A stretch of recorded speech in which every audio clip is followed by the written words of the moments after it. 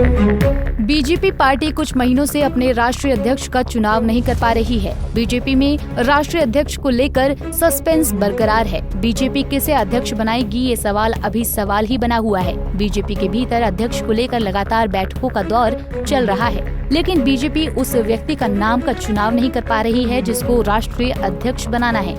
क्या बीजेपी का राष्ट्रीय अध्यक्ष महिला होंगी या कोई पुरुष, इस पर सस्पेंस बरकरार है। चलिए इस वीडियो में जानते हैं कि बीजेपी का राष्ट्रीय अध्यक्ष के लिए किस किस का नाम आगे चल रहा है। आखिर कौन बनेगा बीजेपी का नया राष्ट्रीय अध्यक्ष, चलिए जानते हैं। दरअसल बीजेपी में एक व्यक्ति एक पद का सिद्धांत लंबे समय से चला आ रहा है। हालांकि कुछ समय से इसके अपवाद भी देखने को मिले हैं। जेपी नड्डा इसके उदाहरण हैं, जो पार्टी के राष्ट्रीय अध्यक्ष होने के साथ ही केंद्र सरकार में मंत्री भी हैं। राजनीतिक जानकारों की माने तो प्रधानमंत्री नरेंद्र मोदी ने उन्हें कैबिनेट में शामिल करते वक्त शायद ये सोचकर जिम्मेदारी दी कि संगठनात्मक चुनाव के बाद उन्हें अध्यक्ष पद से मुक्त कर दिया जाएगा। अब पार्टी में नई रणनीति के तहत नेतृत्व परिवर्तन की तैयारियां शुरू हो गई हैं। बीजेपी के राष्ट्रीय अध्यक्ष के लिए 5 नाम आगे।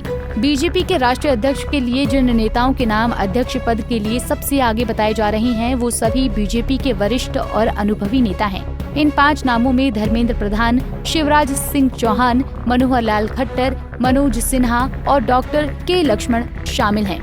पार्टी सूत्रों का कहना है कि इन 5 में से किसी एक को जिम्मेदारी दी जा सकती है, क्योंकि इन पर राष्ट्रीय स्वयंसेवक संघ की सहमति भी बन सकती है। उड़ीसा से आने वाले धर्मेंद्र प्रधान ओबीसी समुदाय से आते हैं और पार्टी संगठन के साथ चुनावी प्रबंधन में भी उनकी पकड़ मजबूत मानी जाती है। वर्तमान में केंद्र सरकार में शिक्षा और कौशल विकास मंत्रालय का कार्यभार संभाल रही हैं। वहीं शिवराज सिंह चौहान की बात करें तो वो मध्य प्रदेश के पूर्व मुख्यमंत्री हैं। राष्ट्रीय अध्यक्ष बनने में इनका नाम रेस में आगे चल रहा है। इस समय वो केंद्र में कृषि और किसान कल्याण के साथ ग्रामीण विकास मंत्रालय की जिम्मेदारी संभाल रही हैं।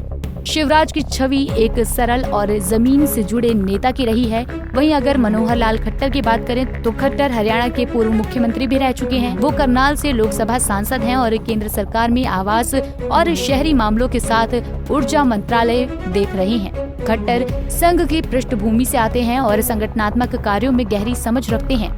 हरियाणा में लंबे समय तक सरकार चलाने और विपक्ष को साधने के उनके अनुभव को पार्टी नेतृत्व में अहम माना जा सकता है। उनकी छवि साफ सुथरी और अनुशासित नेता की रही है। वहीं बीजेपी के राष्ट्रीय अध्यक्ष की रेस में मनोज सिन्हा का भी नाम सबसे आगे चल रहा है। ये वर्तमान में जम्मू कश्मीर के उप राज्यपाल के रूप में कार्यरत मनोज सिन्हा का नाम भी प्रमुखता से लिया जा रहा है।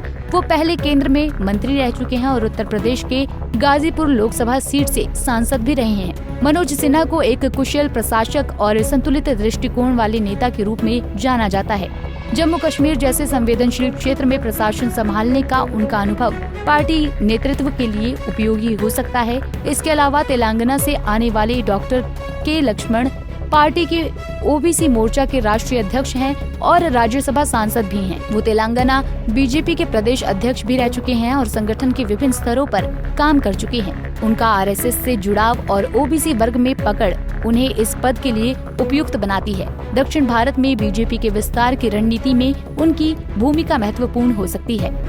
इन 5 नामों में से कोई भी बीजेपी के शीर्ष नेतृत्व की कमान संभाल सकता है। संघ के साथ तालमेल रखने वाले इन नेताओं में संगठनात्मक कुशलता और राजनीतिक परिपक्वता दोनों मौजूद है। अब देखना ये होगा कि पार्टी किस चेहरे को आगे लाकर 2029 की दिशा तय करती है। संगठन में नया नेतृत्व जहां नई ऊर्जा लाएगा, वहीं आगामी विधानसभा चुनावों और भविष्य की रणनीति को भी नया आकार देगा। जेपी नड्डा के कार्यकाल में पार्टी ने कई राज्यों में जीत दर्ज की तो कुछ जगहों पर झटके भी खाए। ऐसे में नेतृत्व परिवर्तन को केवल नाम का बदलाव न मानकर पार्टी की अगली रणनीति का संकेत भी समझा जा रहा है। देश की सबसे बड़ी पार्टी के इस बदलाव पर पूरे राजनीतिक जगत की नजर है। अब देखना होगा कि बीजेपी का राष्ट्रीय अध्यक्ष कौन बनता है, ये तो आने वाला वक्त बताएगा। Bureau report, Punjab Kesari TV. हमसे जुड़े रहने के लिए हमारे YouTube चैनल को सब्सक्राइब करें और नई वीडियो की नोटिफिकेशन के लिए बेल आइकॉन को दबाएं।